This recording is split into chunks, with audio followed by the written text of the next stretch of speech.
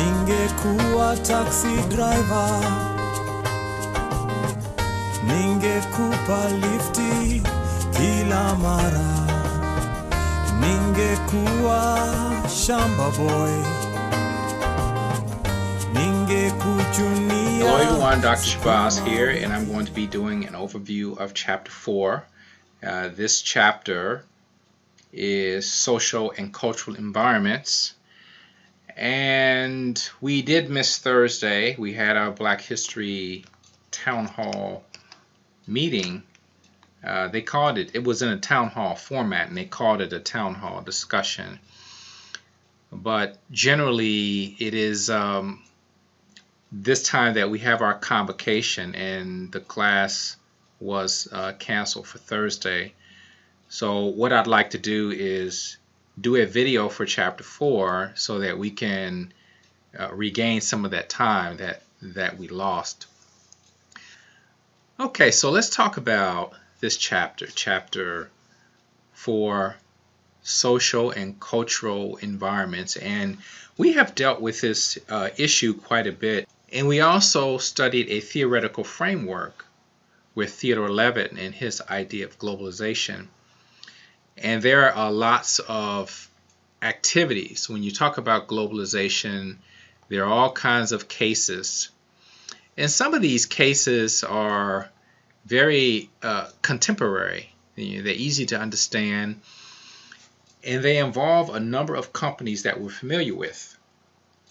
Now, we may know that Best Frozen Foods is a fictitious case, but there are lots of other companies that have made this idea of globalization one of their prime areas of focus.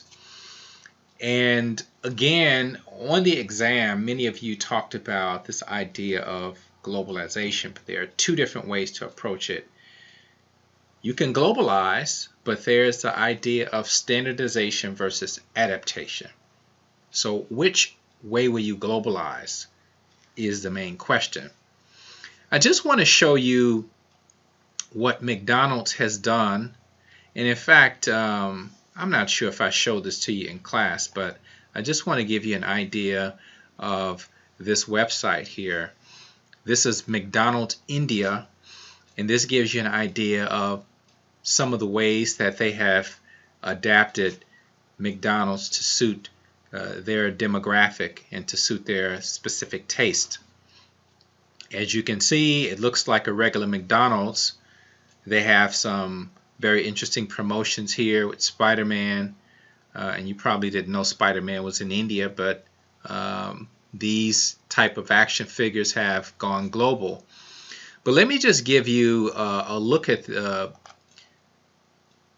menu.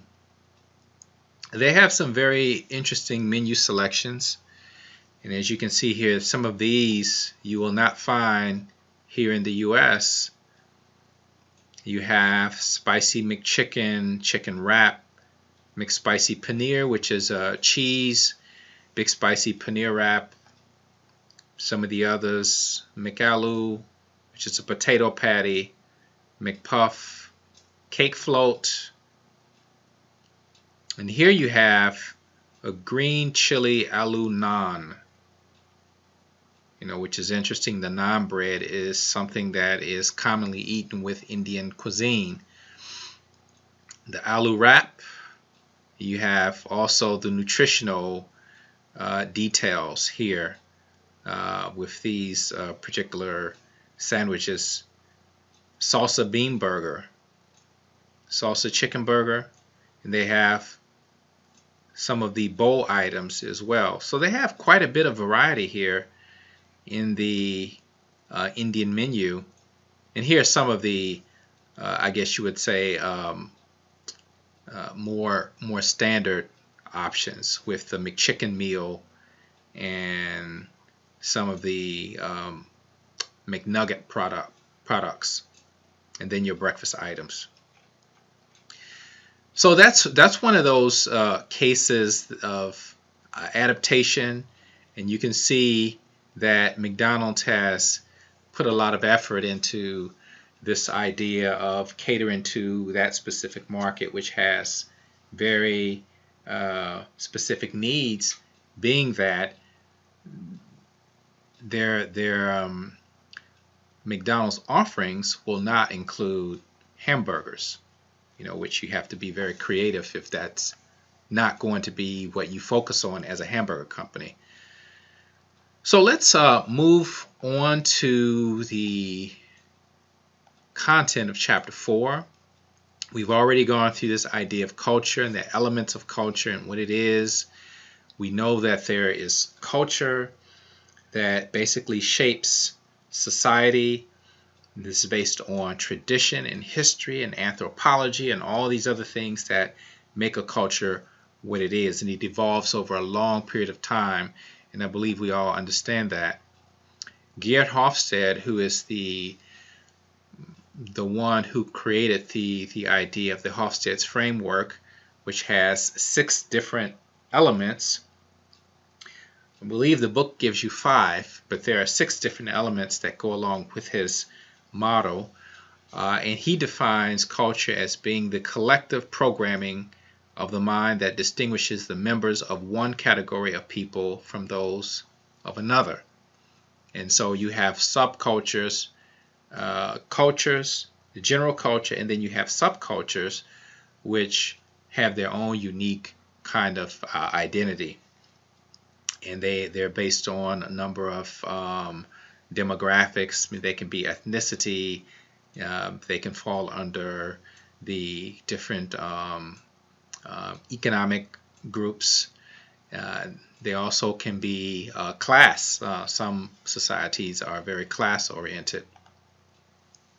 These are the elements of culture. And if you look at your textbook, chapter 4 begins on page 106. This particular diagram that I have on the screen, unfortunately, is not in this book, but I think what it provides you with an idea of how complex culture can be and all of these different elements. And these are things that I pointed out in class when I showed this diagram. You have a number of different institutions that define the prevailing culture, our family structure, the way we're educated, our religious foundation, government, and of course our business sector, our commercial sector. You have different aspects of culture, the material and non-material culture, and you get into the idea of aesthetics. On the previous slide it had a bubble with aesthetics, and the idea of aesthetics is how do we perceive appearance, beauty, and much of it goes with obviously some expectation of norms. It deals with tradition. It may deal with religious aspects in terms of what you wear and the things that you display in terms of your everyday living. So some of these involved, besides clothing, you have decorative art. They have tools here in terms of what it is that you're able to use on a daily basis. Decorative art, body adornment, homes. Now, I've been to some countries and I've looked at the homes that people live in, and they're very modest in comparison to what we have here, but they're very functional. You may look at it as being, maybe not modern or maybe being primitive, but very functional and essentially meets the needs of that family or that individual that's staying in that dwelling. Some of the homes I have been in were made out of cow dung, and you go inside and it's not as if you can smell the odor because these cow dung has dried and has been fashioned into blocks, and it has been used to build these structures. And it's just very interesting that they have it's a natural cooling system that they have with the roof that they build on these houses, which are made out of branches and banana leaves and other types of organic materials. And it's just a very interesting architecture in the way these structures are built.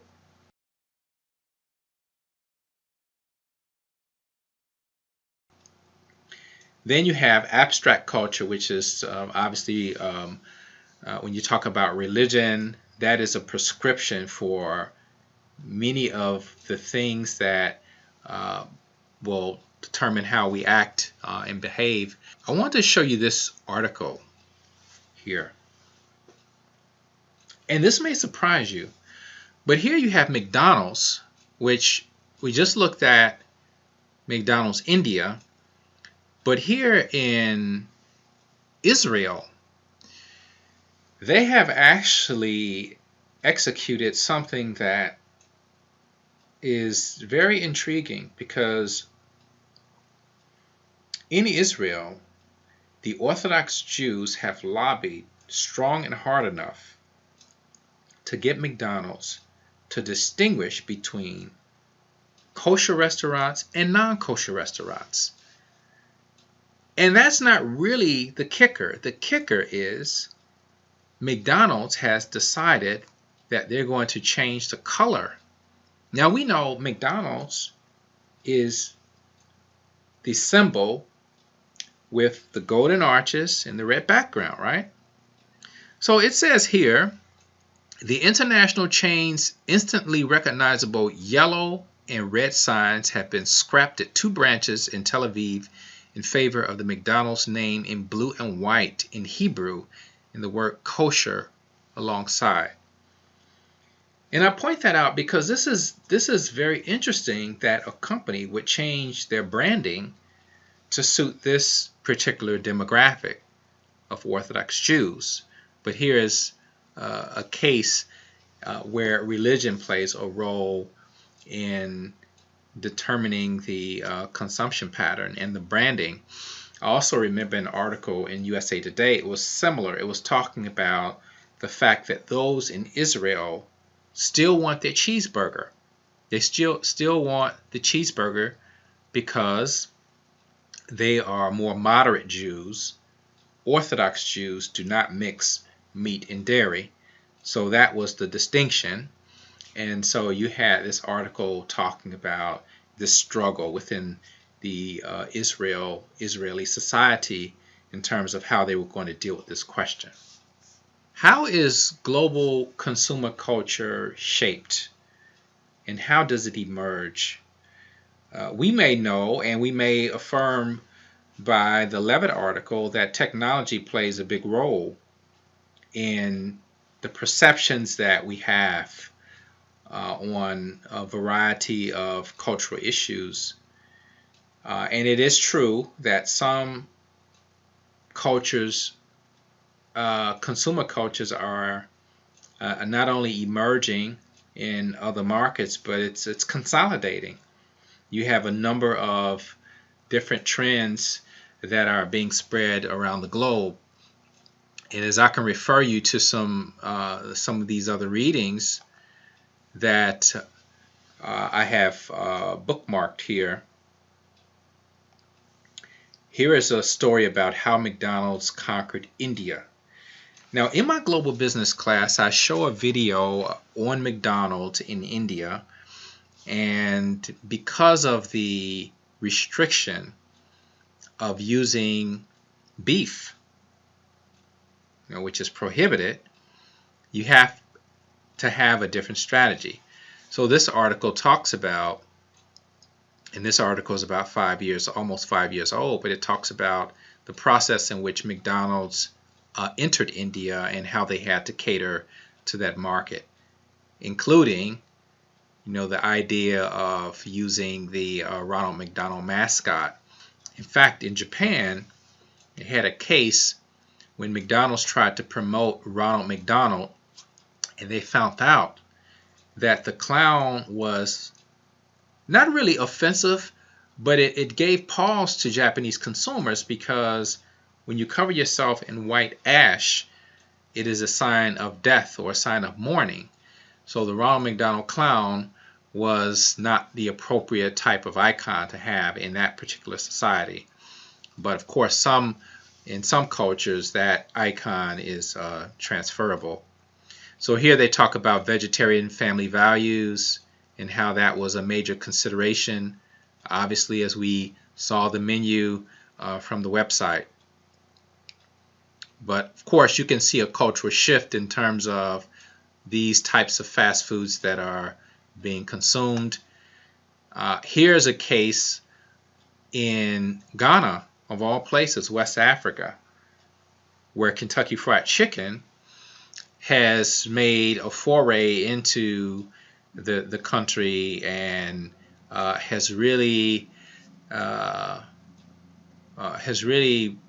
built a foothold in terms of selling this idea of tasty chicken.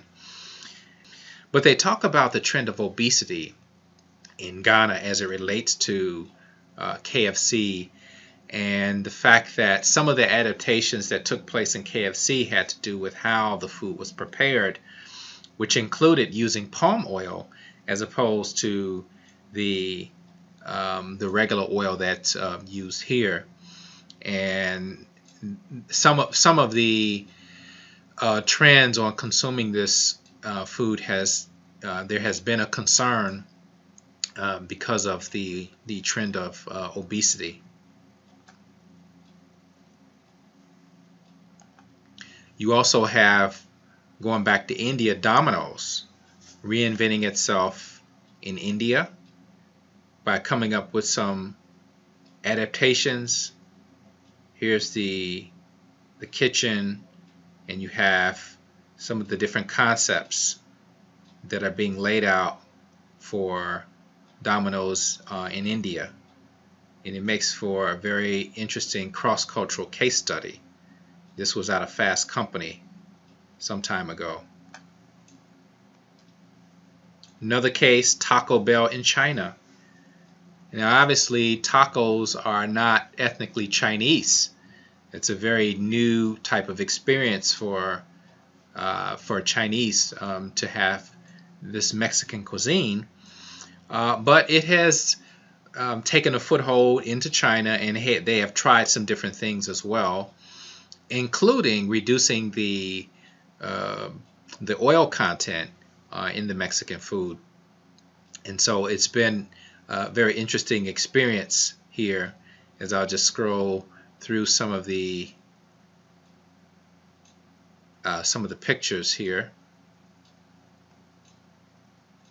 So you have Japanese beer and alcoholic slushes are on the menu at Taco Bell in Shanghai, which is very interesting. The restaurant features a transparent kitchen where skeptical customers can watch their food being assembled. So unlike most fast food places, your food is assembled in the back. So this is a very, very different model.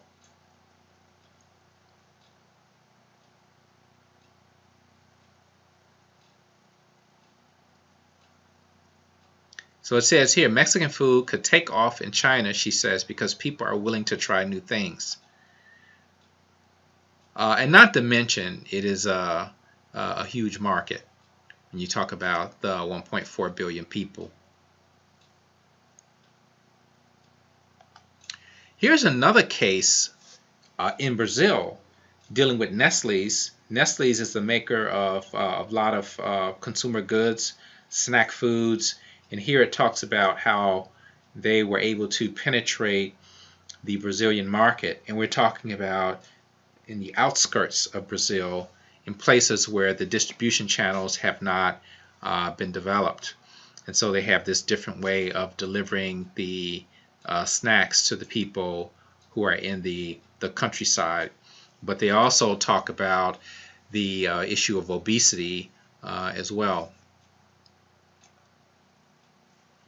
Here's another case, moving away from food, adapting Listerine to a global market. And in this case, they talk about some of the ways that they have to adapt the product.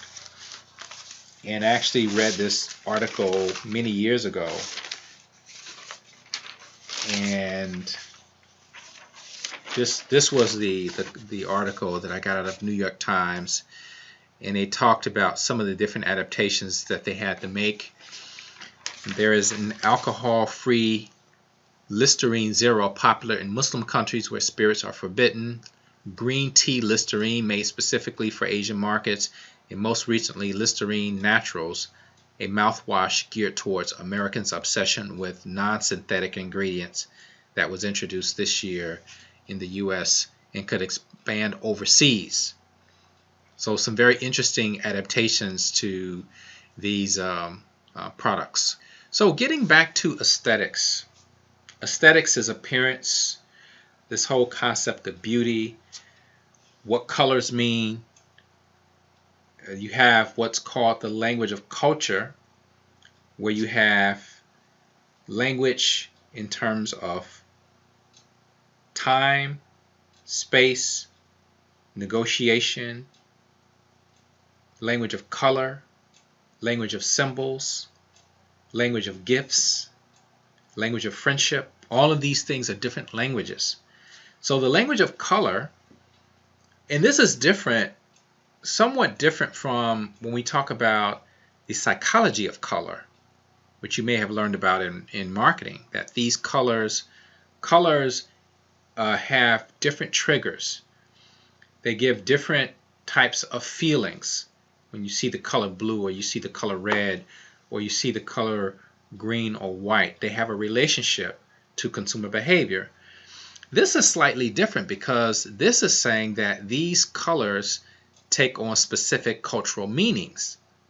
Not just that they make you feel excited or they make you feel calm, but these associations, as you can see here, red associated with blood, winemaking, activity, heat, and vibrancy in some countries, but is poorly received in some African countries. And again, we don't particularly know why blood may be received negatively, but it's culturally specific. Then you have the other colors, blue. Since the pigment is rare, ancient Egyptians, Chinese, Mayans associated it with royalty and divinity. Half of interviewees state blue is the favorite color. Okay, doesn't give you a whole lot of detail there, but certainly blue is commonly used in a lot of marketing material. White identified with purity and cleanliness in the West, with death in parts of Asia. Again, that whole idea of putting white on your face, connoting death or a bad omen, was something that McDonald's saw firsthand when they tried to promote Ronald McDonald in Japan.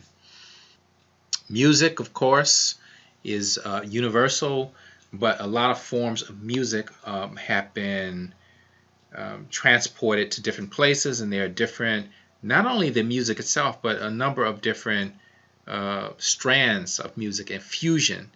You have a lot of music that have taken on a different characteristic, and different genres of music have been changed to suit that local taste.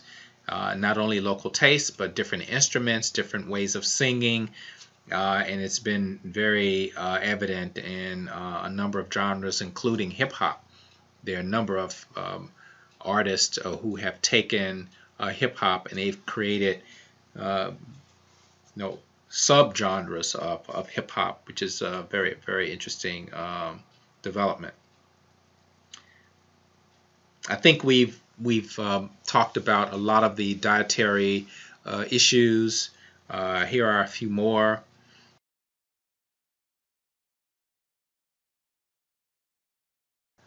This is a very important part when you talk about language, communication, the study of signs and their meaning, both spoken and unspoken. A lot of times we do signs and we have a particular meaning that we're trying to convey, but sometimes these meaning will change from society to society. And you'll find that there are lots of taboos in terms of signs that you convey, the different gestures, and how close you stand to someone, whether you touch them or not, whether you are able to greet them in a certain way, is obviously areas that are very, very important to understand. So here you have this idea of spoken or verbal language, and you have categories. Syntax means how a sentence is put together,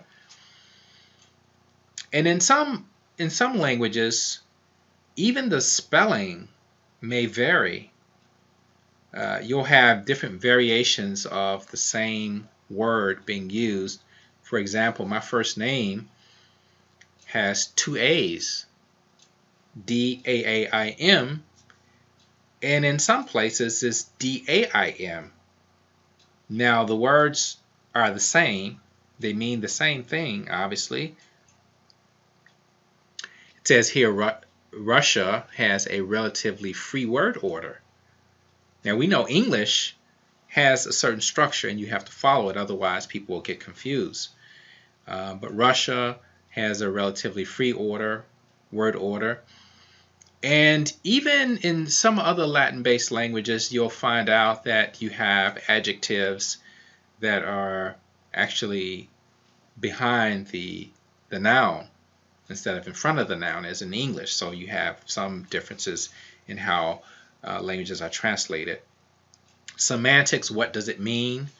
Phonology, the sound patterns. In Chinese, you have tones. In Japanese, you have different sounds. In Russia, you have different sounds. In African languages, you have different sounds. You have the clicks. You may know about this, the African click language. What is occurring, everybody? Welcome to Tosa Kaya. I am so sorry that this lesson took so long, but anyway, it was worth it. I believe I'm going to teach you how to say the clicks. For example, Tosa, my language that I speak, it is one of the three major clicks that we use. The three clicks are X, which is, or the C, which is pronounced utango, and the Q, which is pronounced I. You have in Arabic some of the throat sounds. Like you might say somebody's name is Khalid, K-H-A-L-I-D. In Arabic it would be Khalid. So there's more of a throat sound in terms of expressing that word. And it's important if you're marketing and you have a campaign, you want to make sure you have that correct, because of course if you do something different, then it may have a totally different connotation.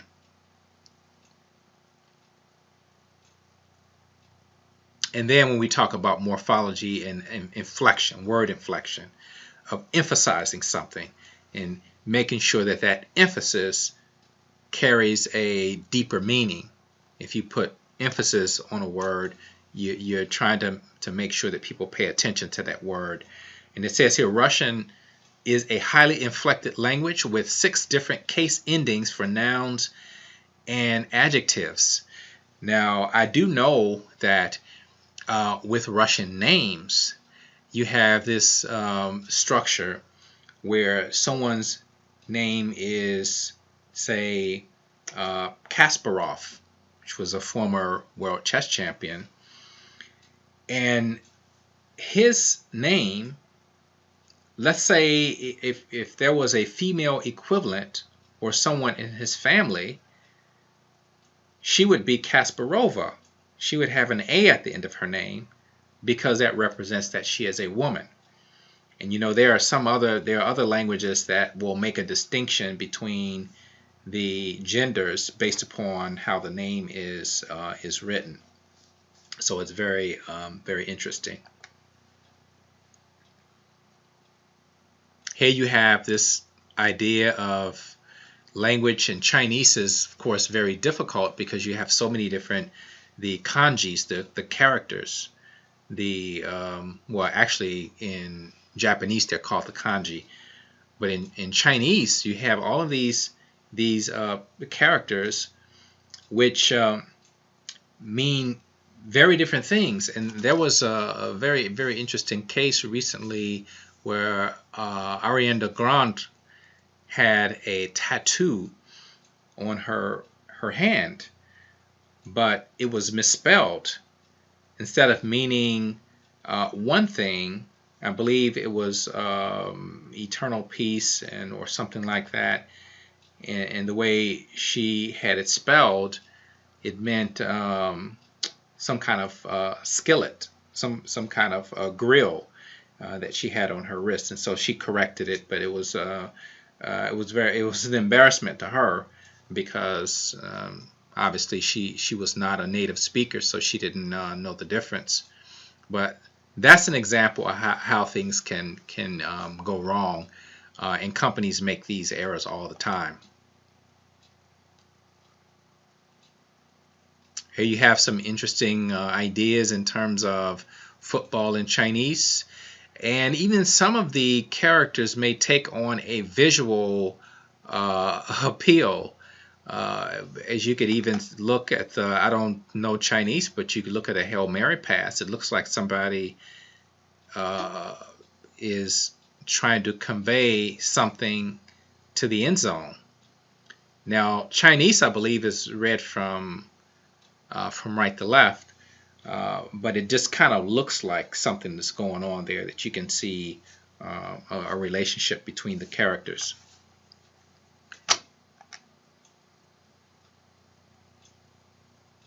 Here again, pronunciation problems.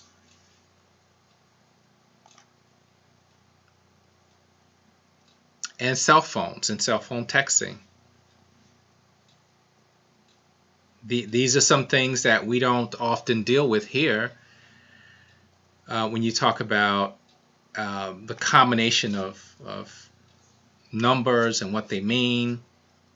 Here in Korea, you have a very specific idea of how these the sequence of numbers carry on certain meanings.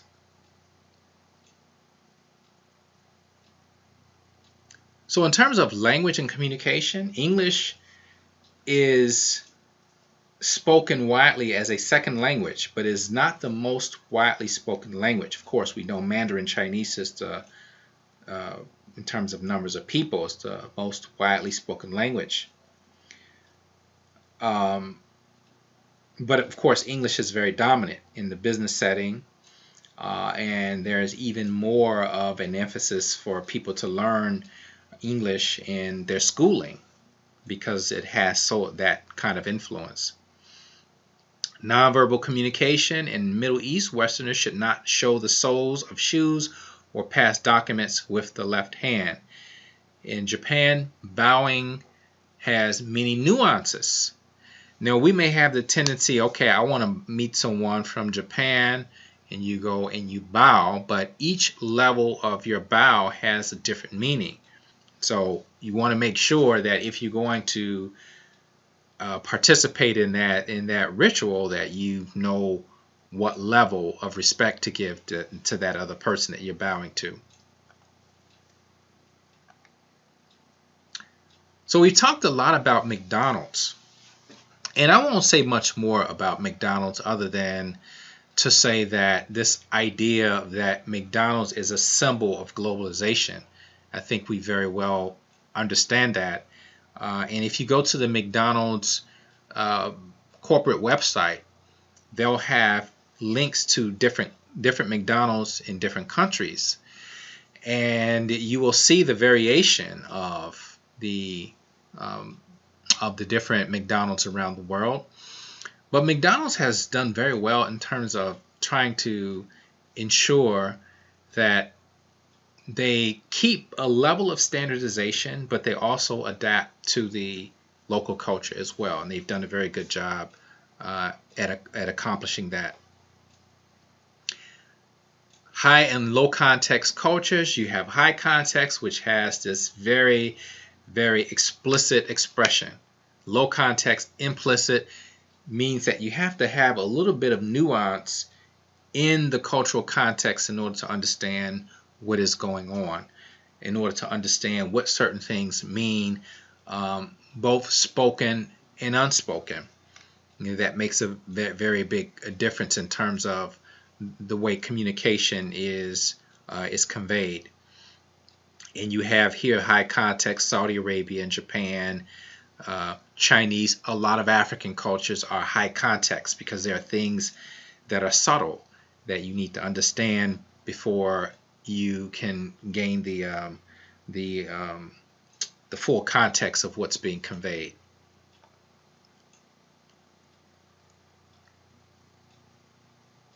Here's another table in terms of high context versus low context. Of course, we know we live in a litigious society, so your word is very important. What you say will be held to you, even if you say it in social media. So that's something that is very distinctive when you talk about high versus low context in terms of culture. And then Hofstede's cultural topology. Now, this framework actually has 6 levels. So if you look at your book on page 119, they talk about this framework. And on page 120, it is illustrated. And again, they only give you 5, but there are actually 6 elements, 6 dimensions of national culture. And the other one that is that should be added is the indulgence versus restraint. So you have a 6th element, which is again not in the book, but the idea that in societies you have those who prescribe to that culture tend to either indulge or restrain. So in this society, in the American society, there's more indulgence because we want the big life. We want, luxuries. We want to live, very comfortably. But in other places, it may be more of this idea of restraint and just having a life that meets the basic needs and not having so much that that's going to be excess. So you have all of these different ideas of whether one should restrain, not only in terms of what you have, but how you spend your money. Are you a saving culture? Do you save or do you spend? So here we spend. And in fact, we spend money we don't have through getting loans or using credit. And that's something that's very common here. And here are the dimensions. As I said, there are actually 6 dimensions. There's indulgence versus restraint that you also want to add. Self-reference criterion, the idea that you have a certain cultural reference that you're operating from when you travel to other countries and when you talk to people from different cultures. And it's the only one you know, frankly. And so what you would try to do is when you communicate, you would try to bridge the difference somehow based upon your knowledge. But if you don't know, it's going to be pretty, it's going to be common for miscommunication and mistakes to be made because there won't be the understanding of what you're trying to convey. For an example, if you meet someone and in that culture they have the tendency to stand very close to you, 8 inches away, and you're thinking that's a very close proximity. So you might instinctively move back to try to establish a safer distance or more comfortable distance. And in doing that, you may create some discomfort with the other person because they're thinking, well, why are you moving back? But for you, you have a different cultural context. that you're coming from, so you may not feel as comfortable. Or the idea that in some societies, and I mentioned this in my other classes, when I was in Egypt for the first time, or for my first trip overseas, I saw men holding hands and men arm in arm. And in this cultural context, that means something totally different. But in Egypt, it means that this is my friend. These are grown men. But this is someone who's my friend. This is someone I care about. And this is an outward way of showing it. Now, obviously here, if someone grabbed our hand, if another man grabbed your hand and started walking down the street with you, you would think, okay, there's something wrong here. Or he must have a certain sexual orientation. That's what we think. But of course, that person may be coming from a culture where that is common. There's another case I remember of a classmate of mine telling me that he worked at a senior home, and there were some other guys from his country who were sitting around talking, and they would grab a friend's hand and just hold it. And so the people in the complex thought that there was something else going on there, and they stopped being friendly. And so my classmate asked, he said, well, people used to be so friendly, but now they don't seem to be speaking to us anymore like they were before. And then the person he was talking to told them that what they thought was the case. And he said, oh, no, this just means in my country that's how we communicate. It's just, he's just my friend, and it's just something that we do. And so then they understood, but still self-reference criterion, you're looking at someone else based upon your own cultural values. So it is very, very interesting if you're doing research overseas and you're observing something, but then you have your own cultural context, you can very well make some embarrassing mistakes.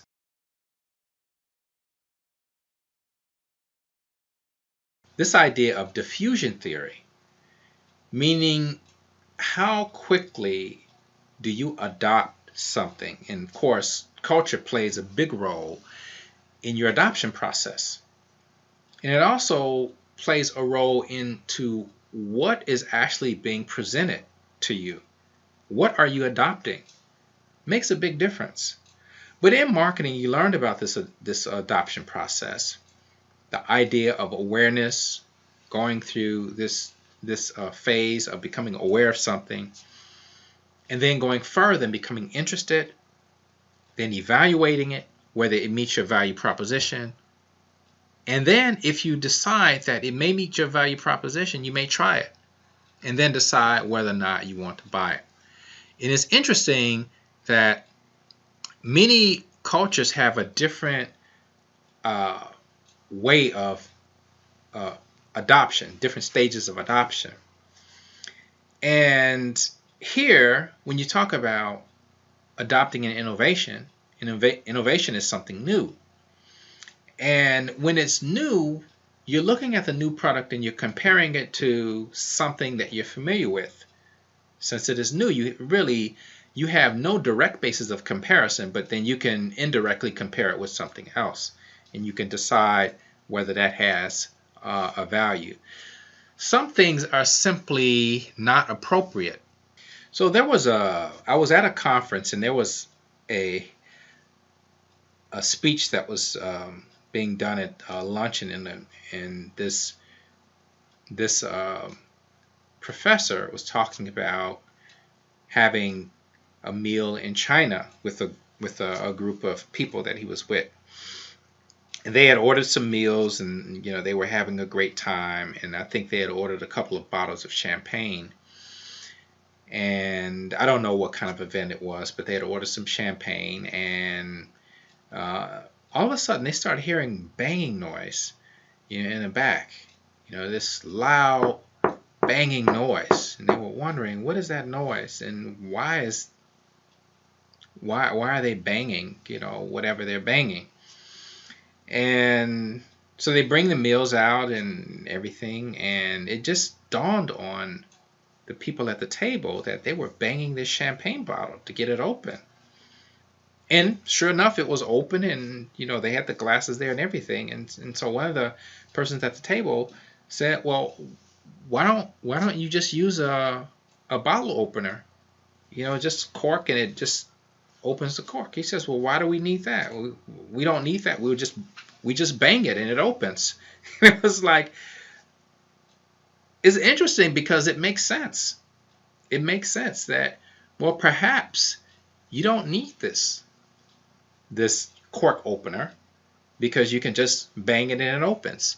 Now, again, it's a cultural context, because we're used to having, a champagne opener, bottle opener. It opens it very easily. But it just kind of shows you the mindsets are different in terms of innovations and the way people think of these, think of what value proposition that they can get, as opposed to the amount of money that they're spending for it.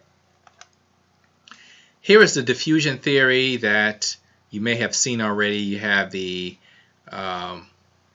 life cycle of products below: introduction, growth, maturity, decline, that you've seen before in marketing. And then you have the adopted categories. The innovators are the first ones to get products, the first ones to try products. Then you have the early adopters, who are not quite like innovators, who will stand in line waiting for hours for the new release of a cell phone, or the next pair of athletic footwear. But these are just after that. They're on the cutting edge, but they're not quite on the bleeding edge. And they are right there in the 13.5%. Then you get the early majority, who may think, okay, I'm just waiting until all the kinks get out, and waiting to get feedback from what others may say about it. Then you have those, the late majority, who says, okay, well, I'll wait for the price to come down, and now I'm comfortable with getting this product. The learning curve is much lower, the bugs are out, and I'm good. And then the laggards are those who simply say, well, hey, I just got to get on board, because this is something that is becoming increasingly important for me to adopt, due to the conveniences that it offers. And so you have this idea of this cycle. Now, in other countries is slightly different. Depending on what country you go to and the culture, there may be a slightly different cycle. And so you look at the Asian product life cycle, it is apparently very, very different. And so if you look at page 126 and 127, they talk about this. Diffusion of innovations in Pacific Rim countries, based on a cross-cultural comparison of the United States, Japan, South Korea, and Taiwan. Takata and Jane presented evidence that different country characteristics, in particular culture and communication patterns, affect diffusion processes for room air conditioners, washing machines, and calculators. Proceeding from the observation that Japan, South Korea, and Taiwan are high context cultures with relatively homogeneous populations, in the United States is a low context heterogeneous culture. Takata and Jane surmised that Asia would show faster rates of diffusion than the United States. A second hypothesis supported by the research was that the adoption would proceed more quickly in markets where innovations were introduced relatively late. So there's a cross-cultural comparison between the U.S. and Asian countries, showing that this life cycle happens in different, kind of in a different pace. Environmental sensitivity. We always talk about CSR, corporate social responsibility, and the idea that a company, when going into another country, has to be culturally sensitive to the environment, such that you could have some kind of balance in terms of what it is you're doing there. A lot of companies, when they go into a country where the regulations aren't as stiff, they may find that they they have issues with the local populace, because there might be some pollution in the water, there may be issues with wastes, there may be issues with contamination, cross-contamination, all kinds of issues with air quality.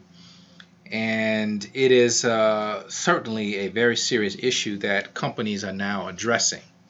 But there are also companies that have been cited as a result of not adhering to some of those environmental rules and regulations.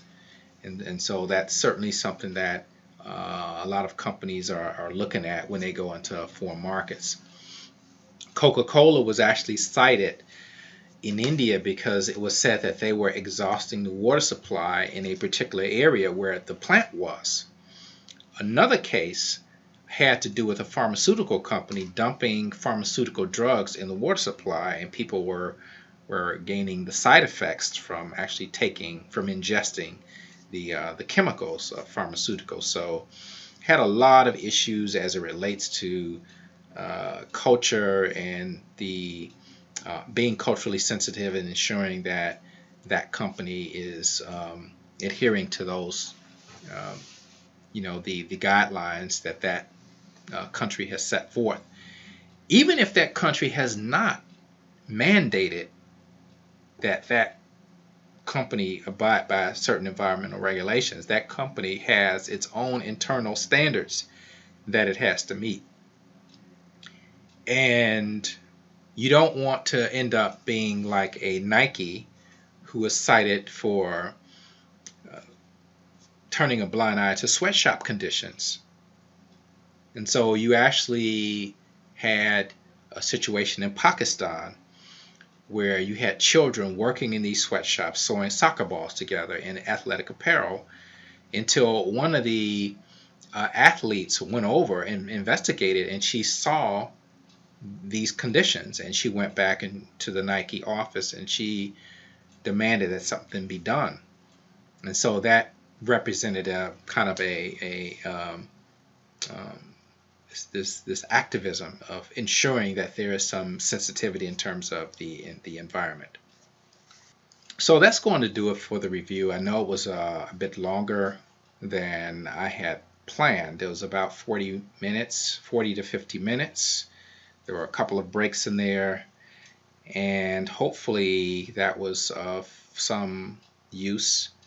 So on Tuesday, I will close out this chapter and maybe share some of these points again in class and get your feedback.